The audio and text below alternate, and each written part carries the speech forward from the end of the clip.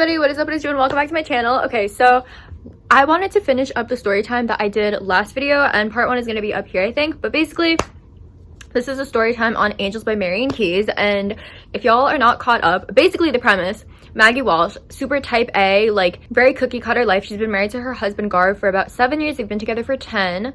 But he's been having an affair with chocolate lady. No, that's not a racial thing. It's because the reason she found out that he was cheating on her was via a box of chocolates. And she's from Ireland, and she's been spending her time in LA, Los Angeles, United States, with her friend Emily, because if you're going to be heartbroken and sad, might as well be heartbroken and sad in a sunny place. Also, she was let go from her job, so yeah.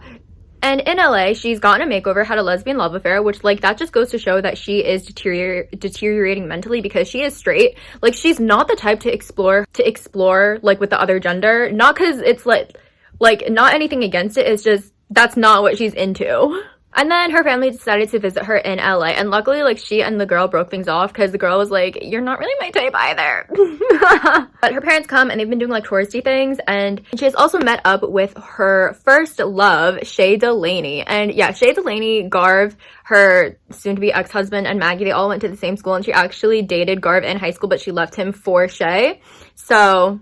oh, and to make matters worse, she and Shay Delaney, they got pregnant. She decided to get an abortion, and he was a year older than her, and he went off to college and literally just ghosted her out of her relationship. Like, when he left for college, without, like, she didn't know this at the time, but that was going to be the last time she'd talk to him for the next 15 years. And now we're here.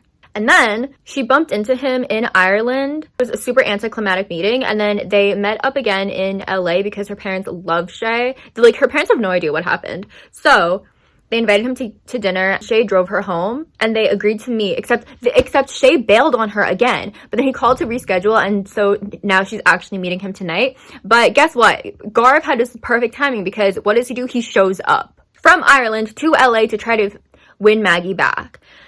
Her parents, mind you, like, they all hate Garv. Like, okay, I think just personality-wise, they didn't really mesh all that well, and now that it's like, oh, you cheated on our daughter, out for blood. But anyways, she and Garv, they decide to take a walk, and it's not a very pleasant conversation, to say the least. Maggie's like, okay, so, like, tell me about the girl. Like, how many times? And Garv is like, I'm so sorry, it was only once. Like, I thought it'd be the whole time, da-da-da. Which, okay, it's one thing to know that it happened, and it's one thing for your family to tell you, like, hey, I'm so sorry, but, like, I saw him with this girl, and, like, it looked like they were, like, you know, together, as opposed to your boyfriend or husband, excuse me, admitting it to your face. And, like, because that, like, you know, it's just a whole other level of hurt. And Maggie, she's so heartbroken. She's like, what the hell? Like, how could you? Da-da-da. And Garv is like, well, he's like, I'm sorry, I'm so sorry. Like, can we please try to, like, work this out? Here is where it gets ugly, because I don't want to say he's excusing his behavior per se, but he's explaining that he was like, look, like, I felt so alone in our marriage. Like, you had checked out so long ago. You weren't talking to me. And this woman, she was nice to me. And Maggie's like, oh, so that's your excuse? Really? She was like, no, Garv, I tried to talk to you. I was there. I've been trying to talk to you. You're the one who went silent on me. And Garv is like, no, that's not true. Whenever I tried to talk to you, you just clamped up and shut down. So in Maggie's view, she thought that Garv had just checked out, but in reality, Maggie was the one who had checked out. Like, I don't think she meant to, and I think it was subconscious, and I do think, honestly, it's because she's still healing from the whole situation with Shay Delaney, because think about how traumatizing that is. Not only the abortion thing, but the fact that you've been in love with this person, and, like, you know, like, it's your first love, and then they ghost you out of a relationship. Like, how do you recover? And Garv is like, no, well, nothing happened until after you left. And Maggie's like, I don't believe you. And Garv is telling her, no. He's like, look, what was I supposed to think after you came to LA to try to chase after Shay? And Maggie's like, what? And Garv is like, don't lie to me. Don't play stupid. I know you're smarter than that. There was a thing in a paper about his production company in LA, and you saw that. And of course, then you decided to go to LA only after that came out. So what am I supposed to do? I feel like I've been competing with him our entire relationship. And Maggie's like, that's not true. And I mean, consciously, was her decision to come to LA because of Shay Delaney? No. But she would be lying if she said that him being, like, knowing that he's in LA played no part in it. And Garv was then saying, you know, like, after our miscarriage, like, you've just been mad at me this entire time. And Maggie's like, no, you've been mad at me. You blamed me. You blamed me because I didn't even want the baby in the first place. And then because of the miscarriage, you're blaming me for that. And Garv was like, no, you're blaming me for wanting a kid in the first place. Because had I not pressured you into this, we never would have experienced that. And that kind of shuts Maggie up because he's right. Like, I mean, we as the reader have not been privy to this information because Maggie has been keeping that from us, but she's been pissed at him because honestly, she was the one who was like, no, like, dude, I'm not ready for this. I'm not ready. And he just convinced her into it. Bro, that would... like, as someone who finds the whole, like, listen, genuine question, if y'all want kids, why? But, like, I just don't understand the logic, and, like, that's how Maggie felt too, so, like, I'm completely on her side with that, and the fact that he kind of, like, coerced her into it. He didn't actually coerce her into it, but, like, it was kind of like crap or get off the pot, and she decided to crap, so to speak, metaphorically speaking. So she has been holding just, like, this resentment against him because honestly, I cannot even imagine that type of pain. And I can't even imagine being, like, in a relationship and getting broken up with. A miscarriage, it's like, they lost their child twice. Like, that is an unbearable, unfathomable amount of pain that I don't want to say could have been prevented, but, like, to Maggie, it kind of felt like it could have been because it's like, bro, if you just waited until I was ready, maybe this wouldn't have happened. We wouldn't have had to go through that. Like, not once, but twice. Like, what? And then Maggie's like, okay, well, what is your thing with Shay? And she points out that she married Garv. She's been over Shay. Like, what? Like, why is he so obsessed with him? It's like, she got over him. Why can't Garv get over him? And this is where Garv goes in. He's like, look, I get that you're with me now, and we've been together for so long and whatever, and like, I'm so grateful for that, but I hate that he treated you like mud, which, like, let's be real, he did. And Garv goes on, whenever we pass by his house or his neighborhood or that street, you would just tense up and get white. Think about how would you feel if whenever you mentioned my ex or we had to pass by her street or anything, I would tense up and get like that. How would you feel? And Maggie's like, wait, that's how I react? And Garv was like, yeah. Okay, like, guys, every single time, like, even his name was brought up, she went white. Like, you can, like, that is still something that she hasn't fully gotten over, as you can tell. And so they're kind of back to fighting, and Garv is, like, you know, begging her, like, trying to make it work, trying to get her to come back, and she's like, no, I can't. You know what? I have to go. And he's like, are you meeting him? And Maggie's like, yeah, I am. And you know what else?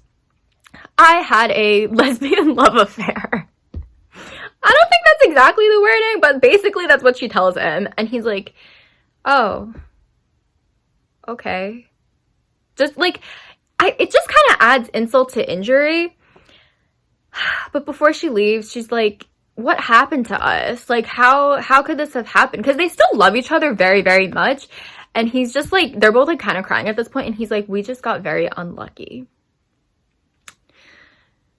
So Maggie goes to dinner and she meets up with Shay, and she's telling him, she's like, yo, like, I thought you were gonna cancel again. And Shay was like, no, like, I called to reschedule. Meh. And then Maggie points out, it's like, yeah, but I feel like you wanted to get the answering machine. You didn't want me to pick up. And Shay's trying to laugh it off, that whatever. And then she just asks him straight up, she's like, why did you ghost me? Like, why? Like, no goodbye, no nothing, why?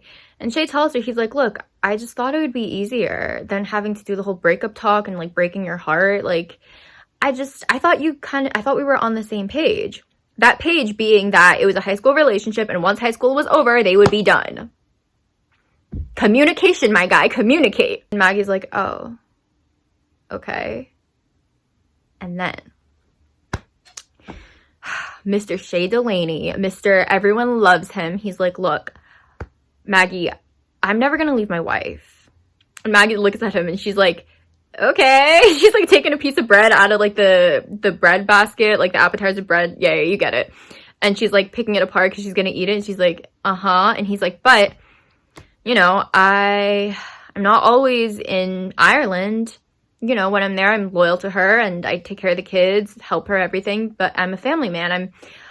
You know, I had to experience that. My dad bailing out, it was really, really difficult. So I'm not going to leave my wife. I'm not going to do that to her. I'm not going to do that to my kids. But when I'm in LA, she's not here. And Maggie's like, okay, what are you getting at? And Shay's like, when I'm in LA and when you're in LA, we could, you know, they could do stuff. And Maggie, she like starts laughing. She's like, what? And she's like, look, I'm just trying to keep everyone happy. You know. And Maggie, she's like, she's finally realizing who Shay Delaney is. Like, she's finally seeing his true colors for what they are. And like, is he well-intentioned? Debatable. But like, he cares so much about what everyone thinks of him. That's why Maggie's parents love him, because it's almost like an act in a way, because he wants everyone to like him that much. So he's trying so hard to please everyone. He's a people pleaser at the end of the day. He is a people pleaser. And like, honestly, I wouldn't say that his actions come from a place of malice. I don't think they do. It's just the people pleasing is like, it's not really, it's not doing what he thinks that it's doing. And Maggie's like, you know, you try to make everyone happy. And Shay's like, yes, I do. And then Maggie continues, and she's like, keep everyone happy, like you're some sort of consolation prize. And then Shay starts to get defensive. He's like, what did you expect? Like, I told you I'm not going to leave my wife. And that makes Maggie think for a second, because honestly, what did she want out of this? Because she needed to see him. And I think what she really honestly, as cheesy as this is, and the whole like, you can't give, like, you can only give closure to yourself, I don't want to hear it right now, because she needed closure. And this was her closure, honestly. It's not that he said anything profound. It's just she realized in that moment how much she loves Garv, and how much she would not do half the things that she does for Garv for Shay. And honestly, now she's like realizing, like, thank God it didn't work out with him, because she feels so bad for his wife, who is probably assuming he's loyal. I mean, like, you know, so she's stuck at home taking care of their kids while he's out frolicking in LA. Like, that is just such not a life that Maggie would want to live. So before their orders come, she gets up and leaves. And then she is booking it to the airport because she wants to fight for Garv to get him back. Because his flight was like that night. So she and Emily, they're booking it to the airport, like speed racing it. And they get there and he's not there. And she's like, oh my God, no, like, did I miss my chance? Like, oh no, like, are we really gonna get a divorce? Like, no, I love him so much, da da da. So then they go back to Emily's house and Garv is waiting for her. And Maggie's pleasantly surprised, but she's like, wait, what are you doing here? And Garv tells her that he came to get her back. So then her family and Emily, like, they go to the other room, like, give them some privacy. And Maggie admits her fault. She's like, look, you were right. I think part of me was still hung up on Shay Delaney, and I didn't even realize it. So I'm sorry that you had to witness that, and I'm sorry that I hurt you. But, like, can we try again? And they get back together. Okay, so epilogue. Troy and Emily are still together. He is loyal as a dog, apparently. So good for them.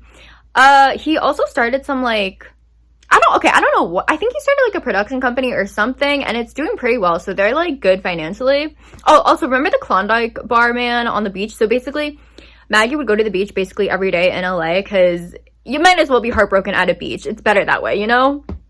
And this guy, he would be selling ice cream bars. And he looked like a model. He was definitely an aspiring something. And he actually got casted in a new hit show.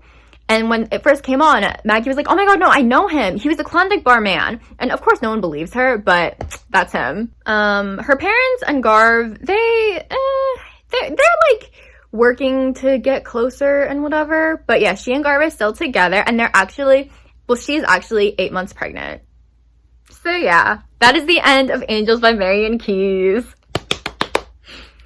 I am such a hopeless romantic, and the thing that I really like about Marian Keyes' books is that it's very nuanced. Like, even with this story, I feel like she was so good at making you experience the pain of the characters.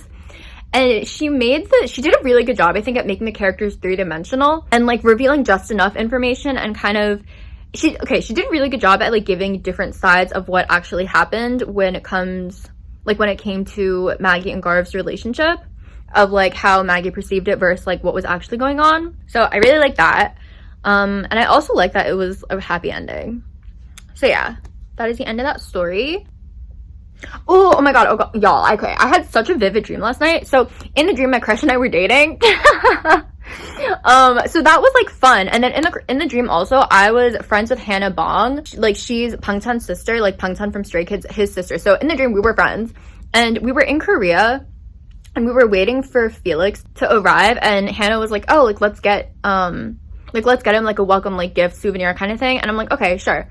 And she has this dog, and her dog hates me. It's this tiny little puppy, but like literally every time the puppy looks at me, it is glowering. And not just like a cute like puppy glare. Oh, no. Like literally, it looks like a meme angry face, but on this dog. Every single time it looks at me, it is barking, it is yapping, it wants to bite me.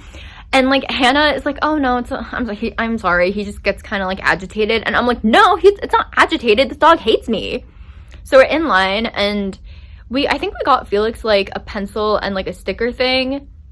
Like it was really cute and aesthetic. And so Felix gets there, and we give him the gifts, and like he's petting their dog, and then the dog like literally will stop, like so happy when Felix is petting him, will stop, look at me, glare at me, and then Felix will pet him again. Which I was like, why does this dog hate me so much? And then I'm pretty sure in the dream, Pangchan was in the dream like at one point, but to me also, he was like, oh yeah, I'm so sorry about our dog, but like, you know, she just gets agitated, like playing down how much this dog hated me. Cause like, it was so scary, and I felt so like othered. I was like, why does this dog despise me and only me? Cause like with other strangers too, the dog would like let the other strangers pet him, but I was not even allowed near the dog because it hated me so much. Not from other people, but like the dog itself. And then in another part of the dream, like a past person was like messaging me, even though I was dating my crush. So I don't know if it's premonitionary, but yeah, that happened. Oh, okay, another thing. So there was this girl that I saw on TikTok, and like the first videos that I saw were like people stitching it and reacting to her. So at first I didn't know what she was talking about. Like I didn't know what her argument was, but the responses to it was like, we're like, hey, you never know what people are going through. Like we're all one like tragedy away from like something terrible, like from circumstance, from like your life being changed, and if you're lucky, like you won't experience it, that kind of thing. So I'm like, wait, what is she arguing? Like, because the only part of the clip that was stitched was like, you can make different choices and then you'll have more money. So I heard that part, and I was like, I mean, she's not wrong. And then I watched her video. Okay, listen, I thought she was arguing that like if you don't have kids, you'll have more money. Like I'm like, why is she getting so much hate for that? Like I feel, not hate, but like, why is there so much backlash against that point? Because like, she's not wrong. Like I saw somewhere some statistics saying that like to raise a kid you need roughly $1 million, and that was already years ago, so it's probably like what, 2 to 3 million now probably. Okay, I watched her video, and she was arguing that like if you want to have kids, you make different decisions, financial decisions, and then you'll have enough money for a child. I'm like, girl, that, okay, now I'm like, okay, I understand the backlash, because I thought you were arguing the opposite of what you were saying. Like I thought she was like trying to be I thought she was like child free and saying like, if you don't have kids, you'll have more money, because like, girl, you're so right. But I didn't realize she was saying like, if you want kids, make different financial decisions. Like, honey, no.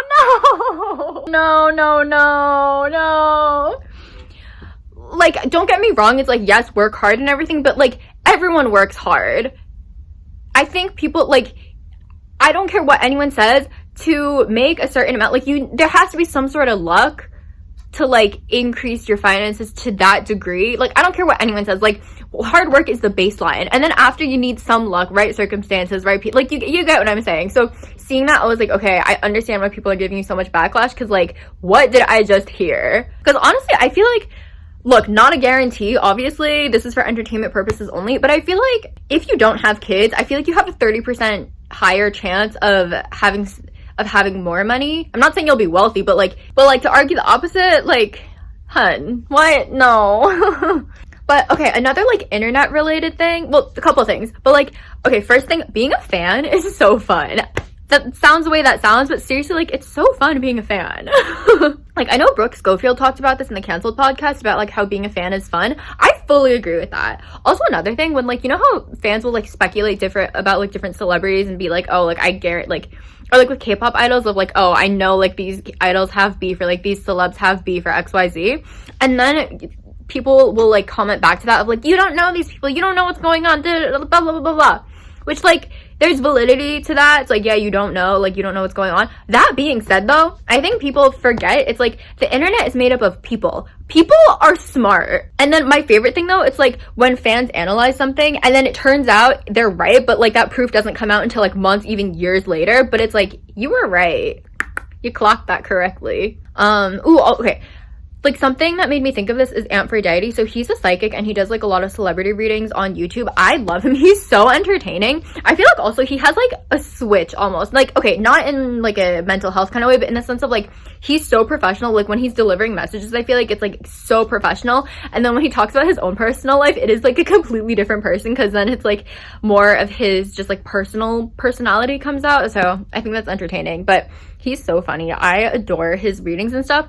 I feel like his readings kind of not always, but, like, I feel like they sometimes do confirm a lot of, like, fan theories. So it's like fans are onto something. And, like, you could argue that his readings aren't accurate. I feel like he's pretty accurate, though. Like, I think he's very good at what he does. But yeah, with that, I guess that is the end of this video. Yeah, so I'll see y'all with another one very shortly. Thank you so much for watching. Bye. Oh, also, okay, let me know other books you want me to read and do story times on, just because I think it's so fun, like, telling stories as if you're just, like, chatting. But yeah, like, kind of Stephanie Sue style, except I tell it differently, kind of. No, very much differently. But yeah. Alright, see y'all. Bye.